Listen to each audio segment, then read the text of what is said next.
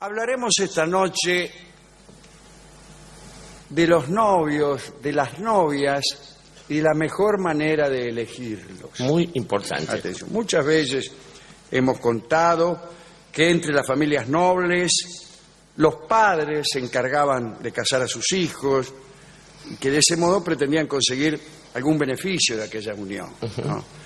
Y la mayor parte de las veces estos novios ni siquiera se conocían y solían verse por primera vez cuando alguno de los dos llegaba de su tierra para participar de la ceremonia que los iba a unir. Hemos contado aquí las formas curiosas que tenían de conocerse algunos novios que vivían lejos y que no se habían visto nunca. A veces era por retratos, Sí. retratos que no siempre eran del todo fieles, a veces por impericia y otras veces por mala intención del pintor. Había también otras formas de indagar acerca de las características del prometido o de la prometida para certificar la conveniencia de la unión. Ya en el siglo XIX apareció algo que era inédito: la frenología. Esta supuesta ciencia consistía en observar la forma del cráneo para saber cuáles eran las características intelectuales y espirituales de la persona. Así la joven prudente, examinando el cráneo de su posible compañero, podía llegar a precisar sus aptitudes matrimoniales, amorosas y procreadoras. Bueno, caramba. Si el dibujo del cráneo se parecía al de Tiberio, ponerle, o a la del Papa Alejandro VI, que estaban en los consultorios de los frenólogos, su deber para sí misma y para la sociedad era renunciar a la unión proyectada. Seguro. La frenología fue, en algún caso, una pseudociencia obsecuente. Si por el contrario el cráneo del muchacho estudiado se parecía al rey inglés Guillermo IV, la joven no debía temer por su dicha. Exactamente. Bien. Los frenólogos afirmaban que su ciencia era la única capaz de mejorar la raza, fíjese. Prohibían terminantemente las uniones demasiado rápidas, inspiradas por el apasionamiento juvenil y la inexperiencia, las únicas posibles. Como demostración de sus teorías, citaban falazmente un gran número de matrimonios fracasados que hubieran podido evitarse si los contrayentes hubieran consentido en someterse a un examen frenológico previo.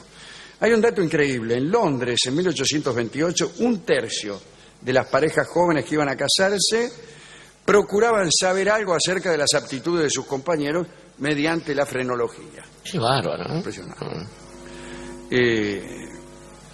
Hay algo parecido que ocurría en la China imperial mucho antes, y es que la familia de la novia evaluaba el carácter del pretendiente merced a una carta, en el sentido, casi en el sentido astrológico, ¿no? Pero en esta carta figuraban la talla, los estudios y los actos de bondad realizados por el novio, lo cual es mucho más razonable Y sí, que saber si tiene un bulto en el maroto, ¿no?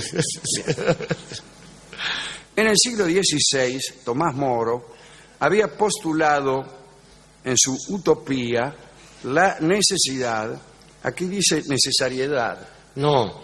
¿Por qué no necesidad? Sí. La necesidad de una prueba previa al casamiento que tenía más que ver con las aptitudes físicas que con el carácter. En el mundo ideado por Moro, la futura esposa era mostrada desnuda. Eso es lo que él decía que había que hacer, ¿no? Claro, sí, más bien. Él decía que había que mostrar a la tipa desnuda, a su futuro señor, eso sí, por una respetable dama, y el tipo debía comparecer de la misma forma ante la mina, ¿no? Llevado por un hombre discreto. Debemos ubicarnos en tiempos en que los prometidos jamás podían verse en ese estado antes de casarse. Barbaridad, sí.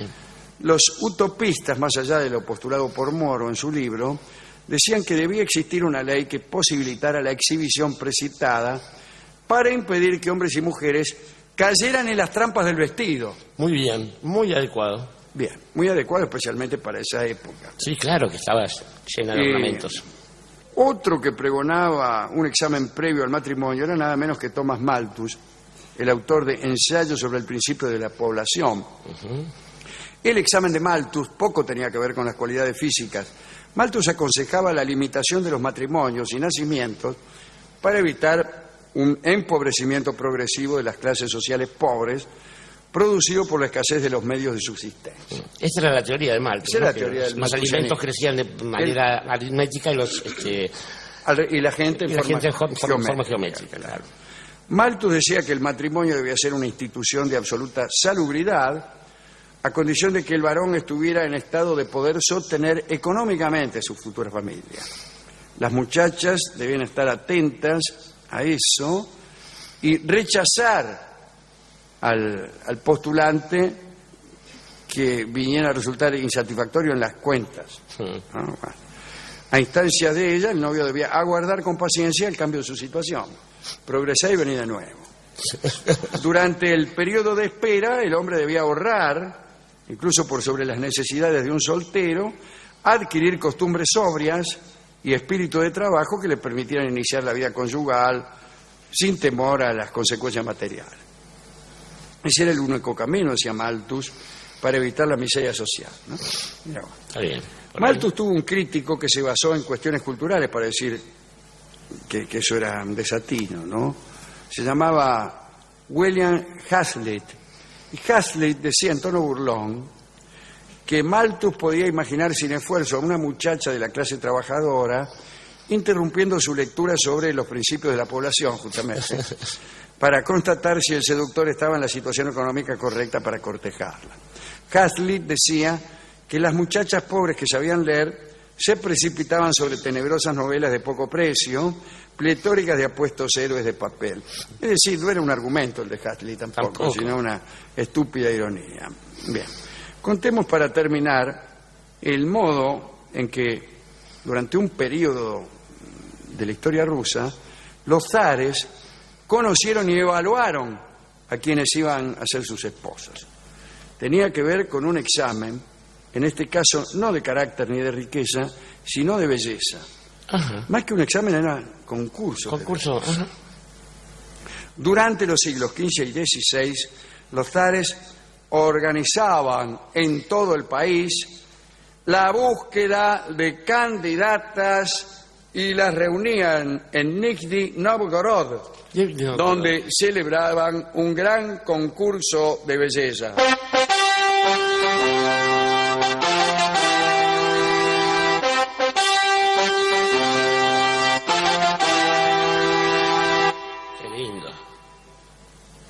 Tenemos el decreto emitido por Iván el Terrible para su propio concurso de belleza.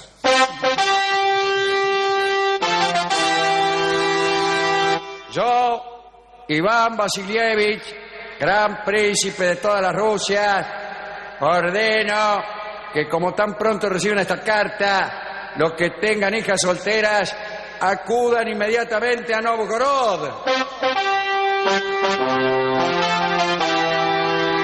Quienes oculten a sus hijas y no las presenten a nuestros boyardos, se atraerán grandes desgracias. Circulad esta carta entre vosotros sin que esté más de 1 hora en poder de cada uno. Claro, porque si no, ¿quién la vale? Rápido. Podían haber hecho copias. Bueno, en el caso de Iván se reunieron 1.500 jóvenes, cada una de ellas fue acompañada por su familia. Iván eligió así a su primera esposa, Anastasia. Su tercer matrimonio fue también resultado de la elección entre 2.000 muchachas. Qué lindo. Había 2.000, después de cuidadosos exámenes de médicos y parteras, el grupo quedó reducido a 24. Era el abierto de Australia. Sí. Claro, o sea, el tipo era como el abierto de Australia. El tipo las primeras rondas ni lo miró. No, claro, claro. Y dice, échenme a los loros y llámenme. Ya está. Por eso le decían el terrible el tipo, claro. Bueno, después de una tarde de reflexión, el zar eligió a María Sobaquín. Disculpen ustedes. No, faltaba más.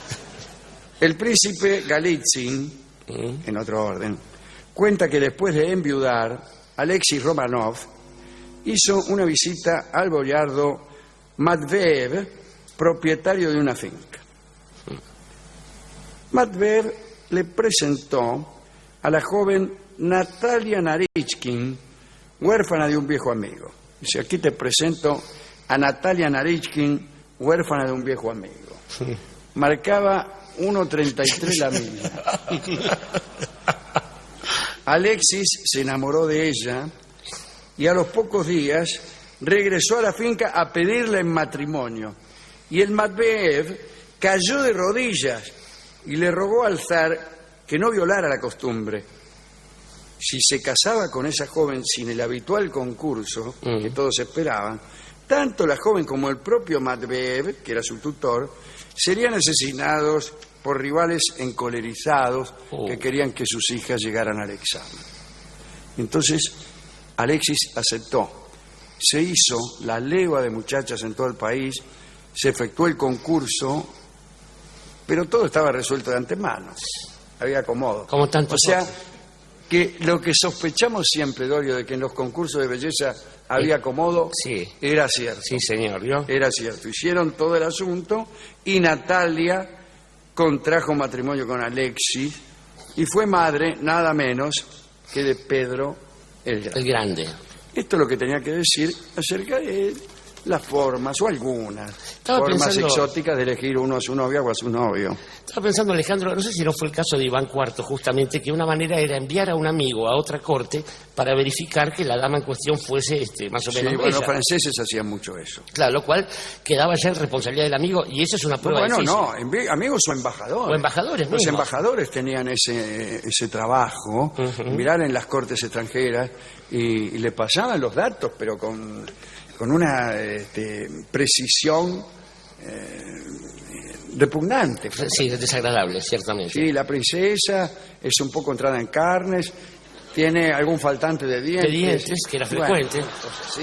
Estaba recordando también que este asunto de que el novio acreditase sus condiciones para poder ser un marido adecuado, lo tenemos en nuestras películas de tango y en algunas obras que hemos escrito nosotros, cuando el tipo dice, no temas, me iré a cantar tangos a Europa y volveré triunfante y seremos felices los dos. Lo cual demuestra que hoy en día eso también es posible, perseverar, mejorar para convertirse en un candidato Mientras la adecuado. mina te espera. Claro, este es el problema, de eso te quería hablar. La otra cuestión es que la frenología no ha muerto del todo. Hoy en día vemos que por portación de cara hay mucha gente que ya sabe quién es el asesino, quién es el instigador, quién es la mujer adúltera, etcétera. Pero que después de todo, la frenología que hablaba, el parecido del cráneo, no es tan distinto al horóscopo. Digo, no hay 12 maneras... Es mucho mejor que el horóscopo. Es mucho mejor que el horóscopo y mucho más preciso. Así que postulo que Lo que pasa es que el horóscopo finalmente nunca tenía serias pretensiones de ciencia. Claro. Pero la frenología sí.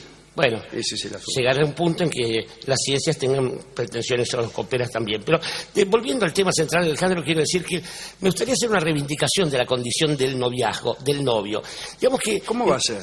El novio es así. El novio es un ser despreciable. Bueno, pues casi no, siempre. yo pensaba... Se lo digo yo como novio, que sí o Pensaba que eso, soy. pero el novio es una condición de víspera permanente y esto es lo atractivo. Un novio es algo que en realidad está por sucederle a una señorita. O sea que mientras le sucede... Eso es una idea vieja del Está por novio. suceder. Sí, pero que se ha conservado de algún modo. Fíjese a tal punto que nada de lo que se haga con un novio, por ejemplo, es para siempre. Es algo que prescribe rápidamente. No es lo que me dicen a mí. Es claro, pero sin embargo, uno Están engañando miserablemente en todas partes. Uno se cruza con alguna otra y dice, ¿quieres? No, una exnovia. No es lo mismo decir una ex marida, una no, ex sí, esposa. tiene razón. Y entonces eso hace que sean lindas las cosas. Fíjese que en las bodas... Claro, usted postula la víspera perpetua. La víspera perpetua. Uno grita viva los novios, no viva los maridos, viva los esposos y esposas. Claro, ¿qué va a gritar? Viva si ya pobres ya están acollarados para sí, ya todo terminó. El novio siempre es una condición de víspera, una condición en la que uno puede siempre esperar que algo suceda, inclusive la ruptura. Y por eso es una condición que habría que reivindicar, porque además no prescribe tampoco, no muere la condición casándose. Uno puede ser el marido de alguien y tener una novia al mismo tiempo. Muy bien eso que dice, ¿cómo se le ocurrió? Mire, en realidad, hoy no sabía qué decir y digo, tengo una nueva idea para comentarte, querida. Pero digo, finalmente, no debe uno tener pena sobre aquella mujer que nunca se casó, que nunca tuvo un marido, porque esas cosas finalmente siempre terminan siendo para mal. La que merece todo nuestro lamento y toda nuestra pena es aquella que nunca tuvo novio. Y Nunca tuvo novio es el bello tango de Agustín Bardi que escucharemos ahora en la versión instrumental de Aníbal Troilo con Roberto Grela.